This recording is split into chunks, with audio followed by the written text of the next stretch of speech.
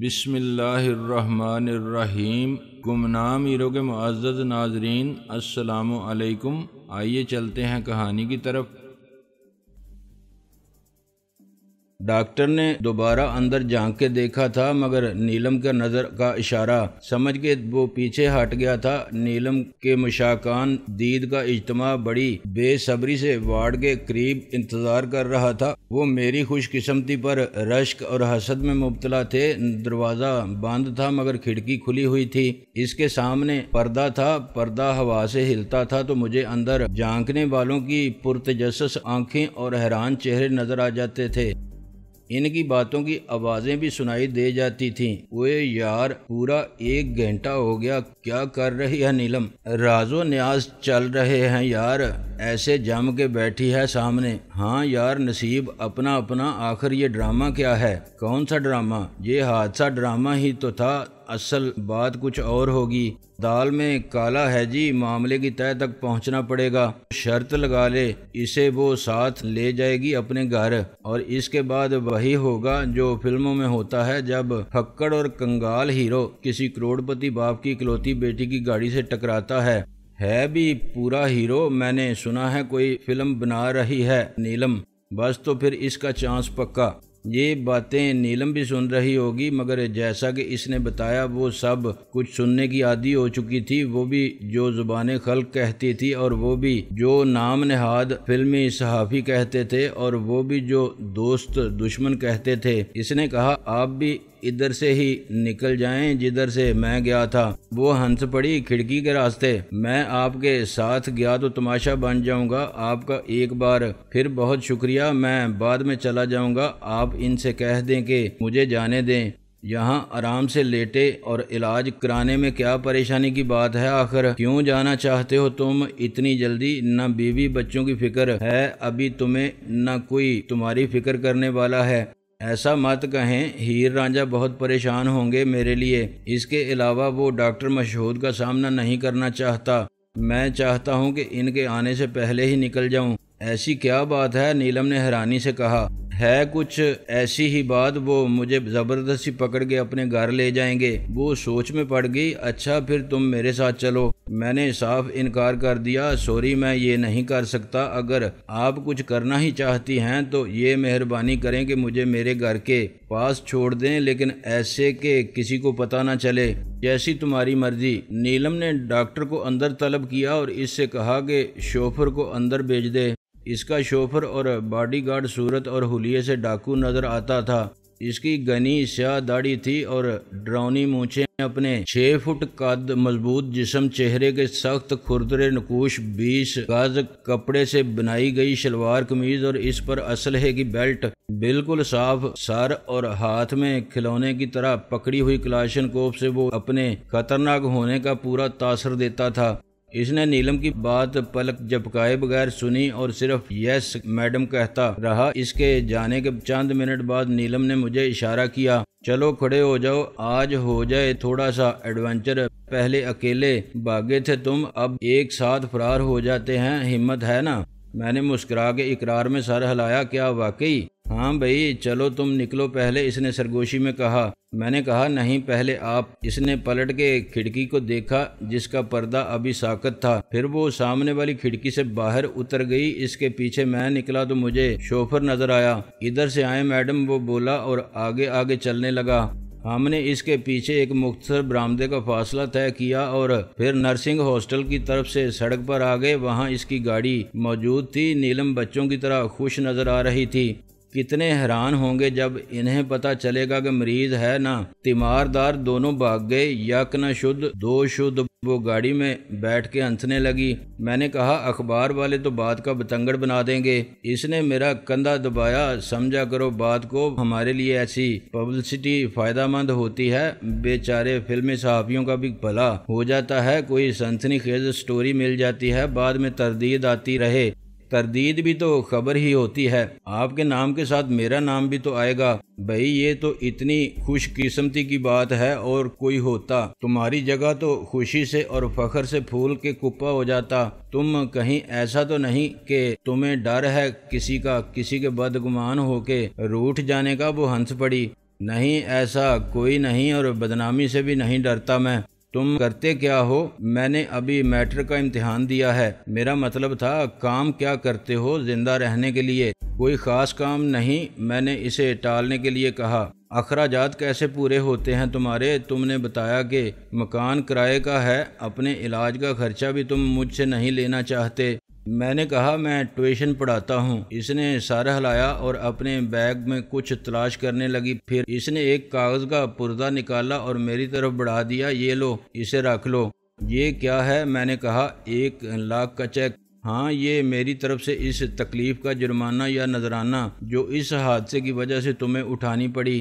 میں نے کہا مگر وہ میری غلطی تھی۔ لوگ تو سمجھتے ہیں کہ میں نے آپ کے لیے پریشانی پیدا کی تھی، میں خودکشی کرنا چاہتا تھا۔ میں ایسا نہیں سمجھتی۔ میں نے نفی میں سر ہلایا۔ سوری مس نیلم، میں یہ چیک نہیں لے سکتا۔ اس نے میرا ہاتھ پکڑ لیا۔ دیکھو، انکار مت کرو، تمہاری جگہ کوئی اور ہوتا تو اس صورتحال سے پورا فائدہ اٹھاتا، مجھے بلیک میل بھی کر سکتا تھا، پولیس کیس بنانے کی دھمکی دے سکتا تھا، اخبار والوں کے سامنے کچھ بھی بک سکتا تھا۔ وہ خود اس سے ایسی باتیں منسوب کر دیتے کہ میرے بدخواہوں کو موقع مل جاتا۔ میں نے چیک اس کی گود میں ڈال دیا۔ میں کہہ چکا ہوں کہ غلطی میری تھی اور اخبار والوں کے سامنے بھی میرا یہی بیان ہوگا۔ آپ کا احسان ہے مجھ پر۔ اس نے میرے ہاتھ پر اپنا ہاتھ رکھ کے ایک ٹھنڈی سانس لی۔ ناصر عظیم، لوگ کہتے ہیں پیسہ ہاتھ کا میل ہوتا ہے، لوگ جھوٹ بولتے ہیں۔ ہاں، پیسہ بعض اوقات ایک ذریعہ بن جاتا ہے خوشی اور دل کی تسکین حاصل کرنے کا، روح کے عذار سے اور ضمیر کی خلش سے نجات دلانے کا، کوئی نیکی کرنے اور ثواب کمانے کا۔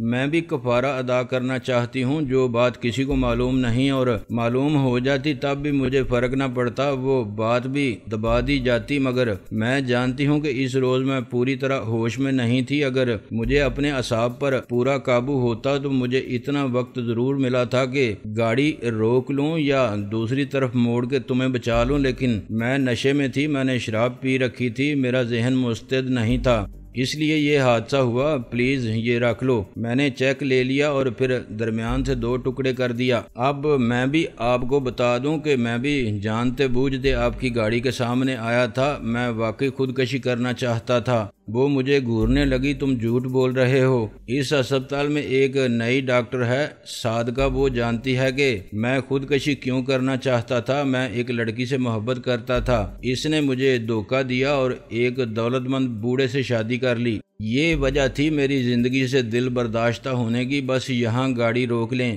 یہاں کوئی کام ہے یہاں؟ میں نے کہا یہاں سے میں اپنے گھر جا سکتا ہوں، پیدل تمہارا دماغ خراب ہے۔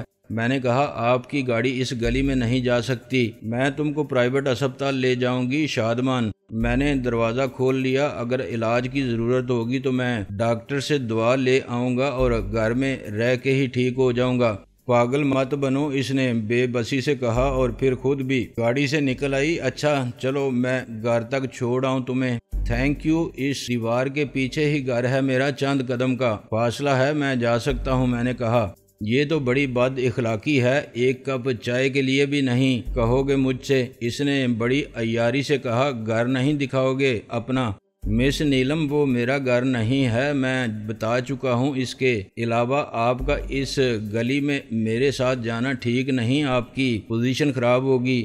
اس نے میری طرف دیکھے بغیر کہا شوفر ناصر صاحب کو سہارا دے کے لے چلو گھر تک۔ وہ میرے ساتھ اس شکستہ دیوار کے شگاف سے گزری اور تنگ گلی میں پیدل چلتی ہوئی گھر کے دروازے تک گئی۔ شام کے وقت محکمے کے دفاتر بند تھے۔ گلی میں کھڑے ہوئے لڑکوں اور آتے جاتے لوگوں نے اسے اور اس کے شوفر کو خاصی دلچسپی اور حیرت سے دیکھا۔ اسے دیکھ کر کوہ قاف کی پری کا خیال آتا تھا تو محلے میں اجنبی کی حیثیت رکھتا تھا۔ میرے زخموں پر بندی پٹیاں دیکھ کے ہر نظر میں شک برے سوالیہ نشان نمایاں ہو گئے تھے۔ ایک لڑکے نے سوچ کے کہا او یار، یہ کون ہے، دیکھی ہوئی لگتی ہے۔ دوسرے نے کہا یہ چکر کیا ہے، یہ شکلیں نئی ہیں۔ پہلے نے چٹکی بجائی، او بے وقوفو، یہ نیلم ہے، فلم سٹار۔ دوسرا ہنس پڑا، پاگل دے پتر، تجھے سب نیلم لگتی ہیں۔ ماسی ہیر نے دستک پر دروازہ کھولا اور مجھے دیکھتے ہی چیخ ماری، ناصر تو کیا ہوا ہے تجھے، کہاں چلا گیا تھا تو؟ ہائے میں صدقے میں نے اسے پیچھے دھکیلا۔ سب ٹھیک ہے ماسی ہیر، ہمیں اندر تو آنے دو، مہمان بھی ہیں میرے ساتھ۔ اس نے دروازہ بند کر دیا مگر تشویش میں مبتلا رہی۔ بتاتا کیوں نہیں؟ ایکسیڈنٹ ہوا تھا تیرا، زیادہ چوٹ تو نہیں آئی؟ اس نے مجھے اوپر سے نیچے تک ہاتھ لگا کے دیکھا۔ نامراد ہمیں نہیں بتایا، ہم تو پاگل ہو گئے تھے تجھے ڈھونڈتے ڈھونڈتے۔ رانجھا تھانے، اسپتال، سب جگہ دیکھ آیا۔ میں نے کہا ماسی ہیر بعد میں سب بتا دوں گا اور تمہارے ہر سوال کا جواب دوں گا، ابھی صرف اتنا سمجھ لو کہ میں اپنی غلطی سے ان کی گاڑی کے سامنے آ گیا تھا اور زخمی ہو گیا تھا، مگر دیکھ لو میں زندہ سلامت تمہارے سامنے کھڑا ہوں، کوئی تشویش یا پریشانی کی بات نہیں۔ انہوں نے مجھے اسپتال پہنچایا اور میرا بہت خیال رکھا۔ وہ تو سب ٹھیک ہے مگر ہمیں بتا دیتا۔ میں نے کہا کیسے بتا دیتا، میں بے ہوش تھا، آج ہی ہوش آیا اور میں سیدھا یہاں چلا آیا۔ حالانکہ یہ چاہتی تھیں کہ میں ابھی ایک ہفتہ اسپتال میں لیٹا رہوں، مگر میں نے کہا کہ اس کی ضرورت نہیں۔ گھر میں میری ماسی ہیر ہے، وہ زیادہ خیال رکھے گی میرا، اور پھر انکل رانجھا ڈاکٹر ہیں، خاک ڈاکٹر ہیں، اسے تو میں ہاتھ نہیں لگانے دوں گی۔ چل لیٹ جا فوراً، آپ تشریف رکھیں بیگم صاحبہ، ہمارا تو غریبانہ سا گھر ہے۔ میں نے کہا تم چائے لاؤ، ان کے لیے یہ خاص طور پر اسی لیے آئی ہیں یہاں، آج اس غریب خانے کی قسمت جاگ اٹھی۔ شوفر صحن میں دروازے کے پاس کھڑا رہا۔ نیلم ایک چارپائی پر بیٹھ گئی، میں دوسری پر لیٹ گیا۔ اس گھر کی بے سرو سامانی میں اس کے دیکھنے کے لیے کچھ بھی نہیں تھا، مگر نہ اس نے کسی حیرانی کا اظہار کیا اور نہ کوئی سوال۔ اکثر لوگ جو ایسے ہی غریب اور افلاس کی زندگی والا ماضی رکھتے ہیں، جب تقدیر کی مہربانی سے یا عطا من فضل ربی سے دولت میں کھیلنے لگتے ہیں تو اپنے روپے اور رشتے سب بدل دیتے ہیں۔ یہ ظاہر کرتے ہیں کہ ان کا تعلق جدی پشتی رئیسوں کے خاندان سے ہے اور ان کے تو آباء و اجداد بھی دولت کو گھر کی لونڈی سمجھتے تھے۔ انہیں کیا معلوم کہ بھوک کیا ہوتی ہے اور تاریک کوٹھریوں میں انسان کیسے جیتے ہیں اور کیسے مرتے ہیں۔ نیلم کو ایسا کوئی کمپلیکس نہیں تھا، ہم بھی ایسے ہی گھر میں رہتے تھے۔ وہ بولی 15 سال پہلے راولپنڈی کے محلہ وارث خان میں میرا باپ سائیکل پر کپڑے کے تھان رکھ کے پھرتا تھا، پھر اس نے درزی کا کام سیکھ لیا اور گھر کے باہر والے کمرے کو دکان میں بدل دیا۔ اندر صرف ایک کمرہ رہ گیا تھا، اس میں ہم سب سمٹ کر رہتے تھے، 3 بھائی اور ان کی اکلوتی بہن میں۔ معلوم ہے اس وقت میرا کیا نام تھا؟ شریف النساء۔ بعد میں دکان چل گئی تو ہم نے بڑا مکان لے لیا، اس میں 3 کمرے تھے، دکان الگ تھی۔ میرے بھائی بھی باپ کی مدد کرنے لگے۔ 5 سال میں ان سب نے الگ الگ دکان کھول لی، وہ سب کاریگر ہو گئے تھے، پھر ان کی شادیاں ہو گئیں اور وہ بیوی بچوں کے ہو گئے۔ میں سب سے چھوٹی تھی، میں ابا کے ساتھ رہی، وہ بہت مشہور ٹیلر ماسٹر ہو گیا تھا، اس سے بڑے گھروں کی بیگمات کپڑے سلواتی تھیں۔ انہی میں سے ایک کسی پروڈیوسر کی بیوی تھی، وہ ڈائریکٹر بھی تھا اور اس کے دونوں بڑے بھائی اور بھابیاں نامور فلم سٹار تھیں۔ اس نے مجھے فلموں میں کام کرنے پر راغب کیا، شوق مجھے پہلے ہی تھا، میں نے کالج سے انٹر پاس کیا تھا، ڈاکٹری کے پہلے سال میں ہی تعلیم ختم ہو گئی۔ ابا کو بہت رنج تھا اس کا، وہ مجھے ڈاکٹر بنانا چاہتا تھا۔ میں اسے حیرانی سے دیکھتا رہا، یہ سب آپ مجھے کیوں بتا رہی ہیں؟ بس ایسے ہی آج یہ گھر دیکھا تو پرانا وقت یاد آ گیا، آج کوئی پہچانتا بھی ہے تو نیلم کو۔ میں محلہ وارث خان گئی تھی ایک بار پرانے گھر کو دیکھنے، مگر مجھے وہ گھر ہی نہیں ملا، اس کی جگہ 3 منزلہ عمارت کھڑی تھی۔ میں نے کہا آپ نے یہ سب کسی انٹرویو میں بتایا؟ وہ ہنسنے لگی۔ انٹرویو وہ تو ایسے ہی ہوتے ہیں کہ کوئی سوال جواب لکھ کے لے آتا ہے، ایک ہی جیسے میں دیکھ کے دستخط کر دیتی ہوں اور وہ شائع ہو جاتا ہے، کوئی ایسا ویسا سوال ہو تو میں نکال دیتی ہوں۔ چائے اس نے مروت میں پی، ماسی ہیر نے اپنی ساری محبت چائے کے کپ میں چینی کے ساتھ ملا کے ڈال دی تھی، پھر وہ اٹھ کھڑی ہوئی۔ میری ایک بات مانو گے؟ وہ بات نہیں مانوں گا، 1 لاکھ کا چیک نہیں لوں گا، تمہیں اس کی ضرورت ہوگی، تم بہت کچھ کر سکتے ہو اس سے۔ میں نے کہا اگر آپ کو ضرورت ہے تو مجھ سے 1 لاکھ لے لیں، آپ بھی تو بہت کچھ کر سکتی ہیں اس سے۔ وہ مجھے بے یقینی سے دیکھتی رہی، تاہم اس نے جھوٹ سمجھنے کے باوجود یہ بات میرا دل رکھنے کے لیے مان لی۔ اس نے اپنی مسکراہٹ سے یا لہجے سے بھی میرا مذاق نہیں اڑایا اور خاموشی سے خدا حافظ کہہ کے چلی گئی۔ اس کے جاتے ہی ماسی ہیر کے ضبط کا حوصلہ جواب دے گیا۔ ناصر، کون تھی یہ؟ بڑے اونچے گھر کی بیگم لگتی تھی۔ میں نے کہا یہ نیلم تھی، فلموں کی ہیروئن۔ ماسی نے سینے پر ہاتھ رکھا۔ ہائے میں مر گئی، تو نے اب بتایا مجھے، اور ساتھ کون تھا؟ اس کے گھر والا تو نہیں لگتا تھا۔ میں نے ہنس کے کہا ڈرائیور تھا اور باڈی گارڈ۔ 1 لاکھ کس بات کے دے رہی تھی تجھے؟ میں نے کہا نقصان کا ہرجانہ کہتی تھی، اس کی وجہ سے اتنی تکلیف اٹھائی میں نے۔ ہاں تو ٹھیک ہے، یہ تو نے انکار کیوں کیا؟ پاگل، 1 لاکھ کم ہوتے ہیں؟ 1 لاکھ کیا؟ میں چاہتا تو اس سے 2 بھی وصول کر لیتا اور وہ ہنسی خوشی دے دیتی، مگر ماسی شرافت اور نیکی کا مول نہیں ہوتا۔ اس کی وجہ سے میری زندگی بچ گئی۔ کوئی اور ہوتا تو مجھے وہیں سڑک پر پڑا چھوڑ کے نکل جاتا، پولیس آ کے مجھے اٹھاتی اور اپنی ایمبولینس میں ڈال کے سرکاری ہسپتال پہنچا دیتی، الٹا مجھ پر کیس بن جاتا کہ میں خودکشی کرنا چاہتا تھا۔ تو کیا جان کے آیا تھا گاڑی کے سامنے؟ دیکھنے والوں کو ایسا ہی لگا تھا۔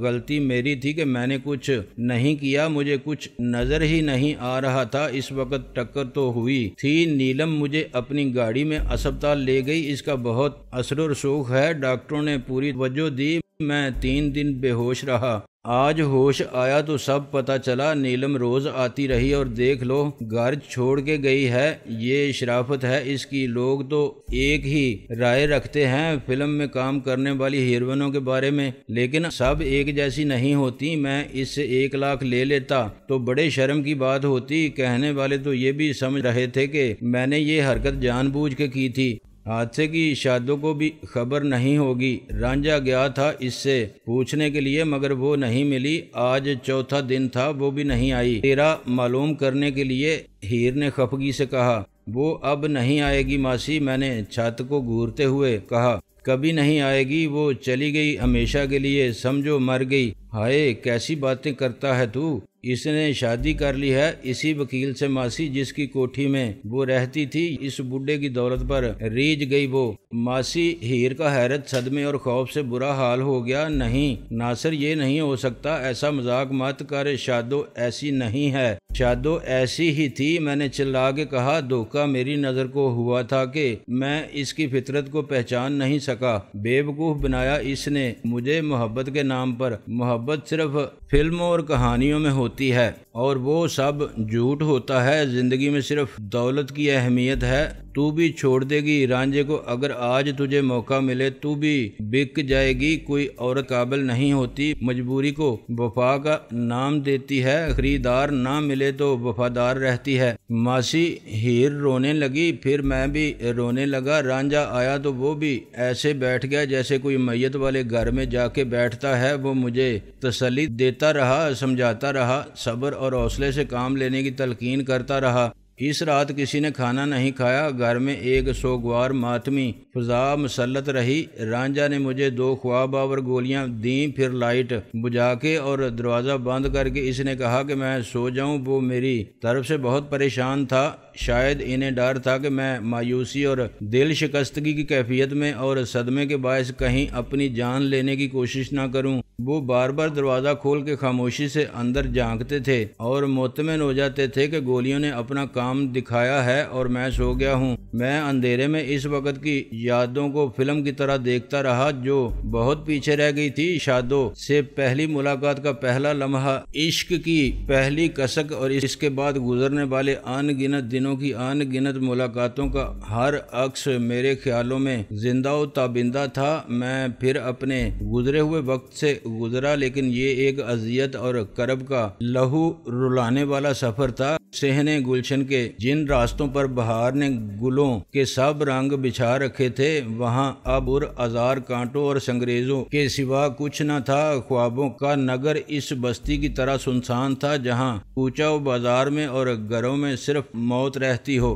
زندگی کے سارے آثار، انسان، درخت اور پودے، پرندے اور حشرات الارض، جانور اور انسان، سب کو اجل نے سمیٹ لیا ہو۔ مجھے وہ سب یاد آیا جو شادو نے کہا تھا، اس کے ساتھ گزرے ہوئے روز و شب یاد آئے، اور اس کے وعدے اور عہد و پیمان یاد آئے، اس کی وارفتگی اور بے قراری یاد آئی۔ کیا وہ سب اداکاری تھی، ڈرامہ تھا؟ نہیں، وہ شادو ہی دوسری تھی۔ اس کی محبت میں فریب نہیں تھا اور جھوٹ نہیں تھا، اس نے جان کی بازی لگا کے اپنے عشق کو صداقت کی سند دی تھی۔ پھر یہ سب کیسے ہو گیا؟ وہ شادو اچانک کیسے بدل گئی؟ میں سوچتا رہا اور اندر ہی اندر اپنے لہو کی آگ میں جلتا رہا۔ مجھے رئیس کی سخت کمی محسوس ہوئی۔ وہ میرے ساتھ ہوتا تو ہم مل کے شادو کی باتیں کرتے، سوچتے کہ ایسا کیوں ہوا، اسے گالیاں دیتے، روتے اور طے کرتے کہ جب وہ واپس آئے گی تو اسے ایسی بے بھاؤ کی سنائیں گے، ایسی سزا دیں گے۔ مگر میں اکیلا تھا اور جو کچھ میں سوچ رہا تھا لا حاصل تھا۔